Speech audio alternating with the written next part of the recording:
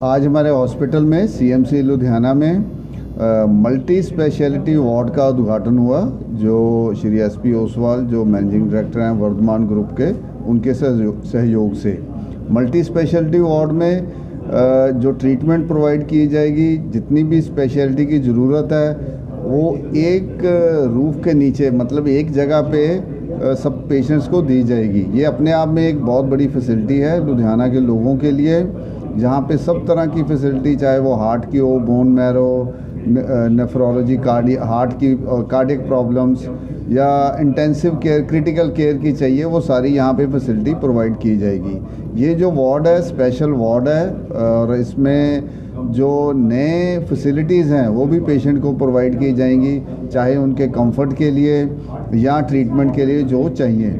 तो मेरा सारे लोगों से निवेदन है, जो हमारे लुधियाना में लोग हैं या पंजाब में हैं, इसको ज़्यादा से ज़्यादा यूज़ किया जाए। और ये ट्रीटमेंट जो मल्टी स्पेशलिटी वार्ड में है, सब तरह के लोगों के लिए अवेलेबल है, वो उपलब्ध है। और मैं चाहूँगा कि हम सब लोग इसकी अवेयरनेस करें और ज़्यादा से ज़्यादा लोगों को बताएं, ताकि इस फैसिलिटी का फ़ायदा उठाया जा सके। Thank you. ये कि आज ये एक मल्टी स्पेशलिटी वार्ड सीएमसी में इसका उद्घाटन किया गया, और मैं सीएमसी को बधाई देता हूँ इस अवसर पर कि सीएमसी ने ये एक ऐसा वार्ड बनाया यहाँ पर जो कि लुधियाना में सबसे अच्छे वार्ड्स में माना जा सकता है।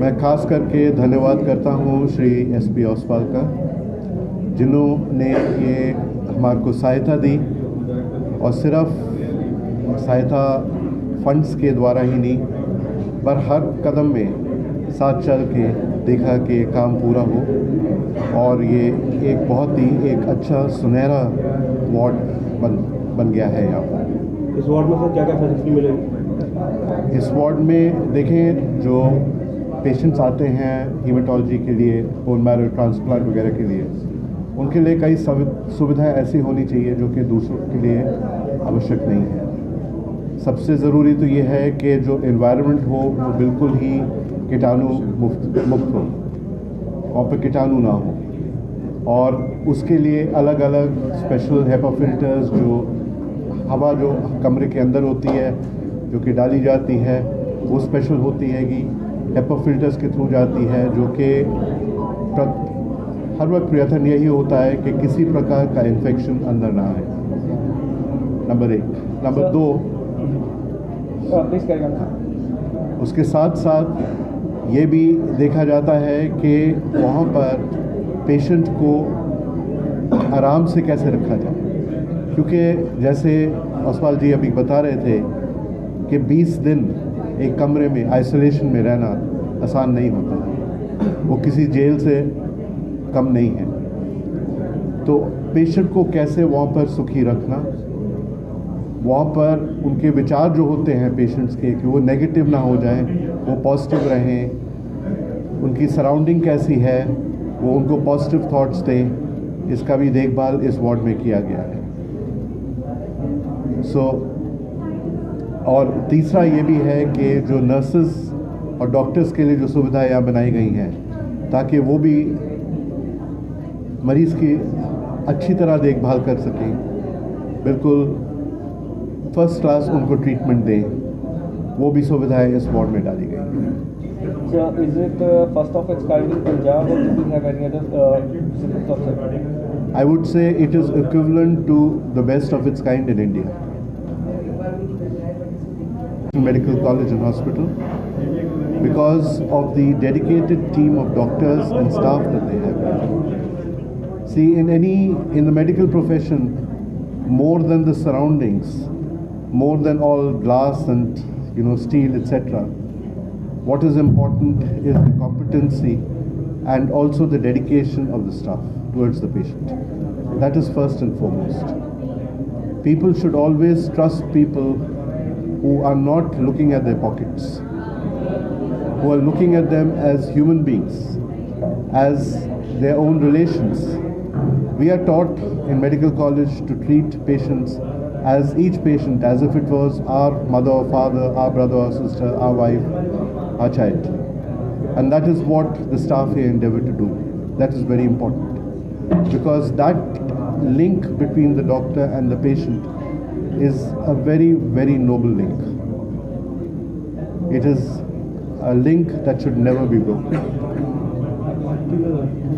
More than the surroundings, more than all glass and steel, etc. What is important is the competency and also the dedication of the staff towards the patient. That is first and foremost.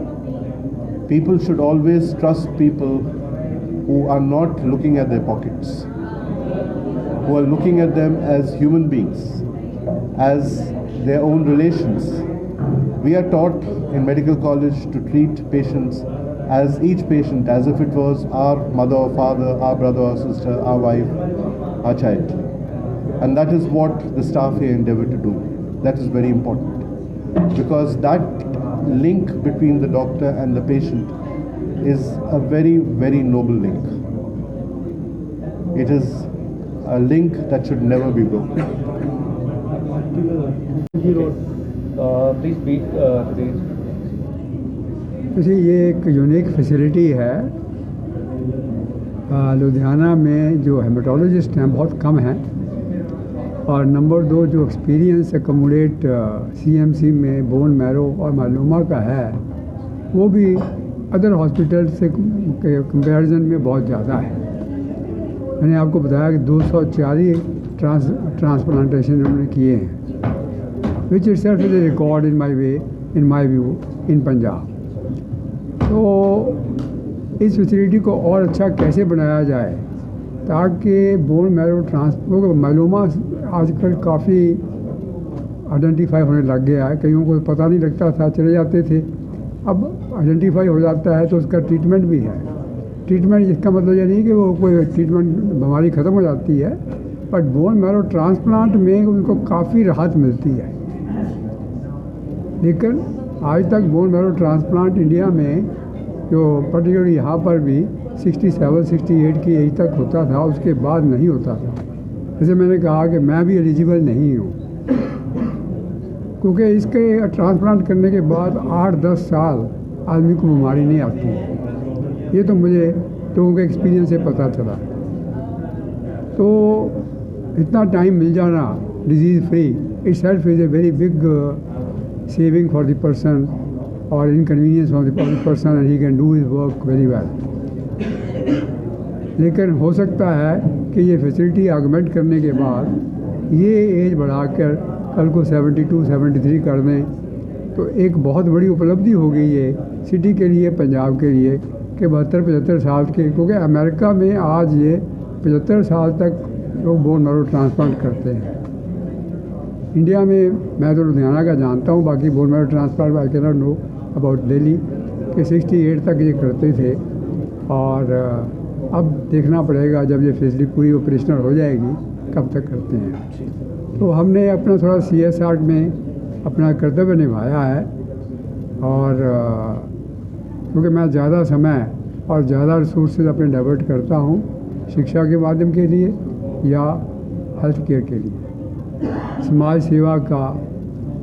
आज तक मैंने CSR में या personal devotion में मंदिर मस्जिद को बहुत पैसे कम दिए, मैं आपको बता देता हूँ। तो मेरे पास कोई मांगने आता है, मैं कहता मेरे मंदिर मस्जिद तो या शिक्षा का केंद्र हैं या हॉस्पिटल है जहाँ वास्तविक मानव सेवा होती है।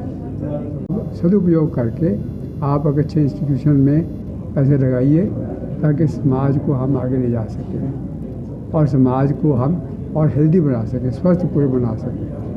ठीक है sir, thank you sir. Thank you.